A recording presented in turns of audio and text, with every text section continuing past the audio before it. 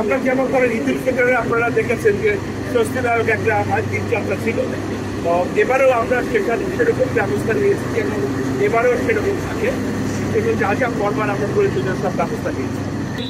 না, আপনি ঠিকই বলেছেন, এখানে অনেককে নামাতে গিয়ে দেখেছি তারা আপনার স্ট্যান্ডিং টিকিট করেছে, যেটা 25% করার নিয়ম আছে, তারা সেই টিকিট দিয়ে খাবারের গাড়িতে উঠেছে, কিন্তু খাবারের গাড়িতে উঠবার কথা নয় আসলে। এটার জন্য আমরা যেটা ব্যবস্থা আগের থেকেই আমরা মেজার নিয়েছি। তারপরে হয় কি যে একটু সুযোগ সুবিধা পেলেই মানুষজন ঠিক শেষ মুহূর্তে, আপনারা দেখেছেন যখন এটা হুইসেল দিয়ে দিয়েছে এটা ছেড়ে দেবে তখন কিন্তু তারা দৌড়ে গিয়ে উঠলো, তখন আমরা চলে এসেছি। কাজে এই সুবিধাটা এর মধ্যে কিছু আবার বিনা টিকিটের যাত্রীও আছে, কাজে এত তাদেরকে আমরা নামিয়ে দিয়েছি। কাজে এটা আসলে আমরা সচেষ্ট আছি।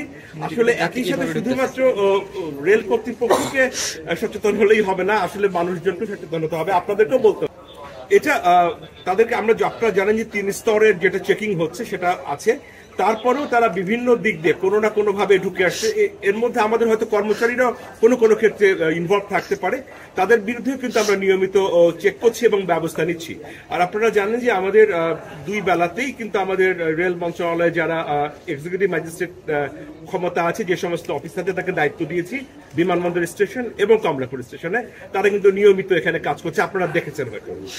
নিরাপত্তা ব্যবস্থার মধ্যে যেটা হচ্ছে যে আমাদের জানেন যে আমাদের রেলওয়ে নিরাপত্তা বাহিনী আছে এবং আমাদের জিআরপি আছে, তারা তো আছে, এবং তার ছাড়াও সামনের আমাদের কমলাপুর স্টেশনের সামনের ট্রাফিক ব্যবস্থার জন্য অতিরিক্ত 1 প্লাটুন মেট্রোপলিটন পুলিশ আছে।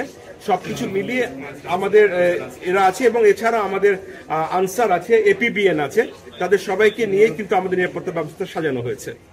প্রথমত রেলওয়ে যেটা কর্তৃপক্ষ যেটা করেছে যে গতবার ঈদুল ফিতরের সময় আপনারা দেখেছেন যে মই অথবা টুল নিয়ে কেউ এখানে প্রবেশ করবে না, দেখা যাবে না, দেখা যায়নি। এখন যারা এখানে মূলত কিছু রুট আছে যেগুলো উত্তরবঙ্গের দিকে লং রুটে, তাদের কিছু যাত্রীদের টেন্ডেন্সি থাকে যে আপনার ছাদে ওঠা, ইভেন ভিতরে শোভন শ্রেণীতে জায়গা থাকলেও তারা কিন্তু স্ট্যান্ডিং টিকিট কেটেও ছাদে ওঠে, কাজে তাদের জন্য নাকি সেই আবহাওয়াটা ভালো লাগে। তো এখন সেগুলোর জন্য আমরা আমাদের আনসার এবং আমরা আইন শৃঙ্খলা বাহিনী যথাসাধ্য চেষ্টা করছি তাদেরকে ছাদ থেকে নামিয়ে দেওয়ার, এবং হয়তো আপনারা যেটা বলেছেন বিক্ষিপ্তভাবে 2-1টা ট্রেনে হয়তো এরকম ছাদে অল্প কিছু মানুষ আপনারা দেখেছেন, বাট ইন জেনারেল কিন্তু আমরা অ্যালাউ করছি না। আমরা বলেছি যে ছাদে যাত্রী পরিবহন করা যাবে না।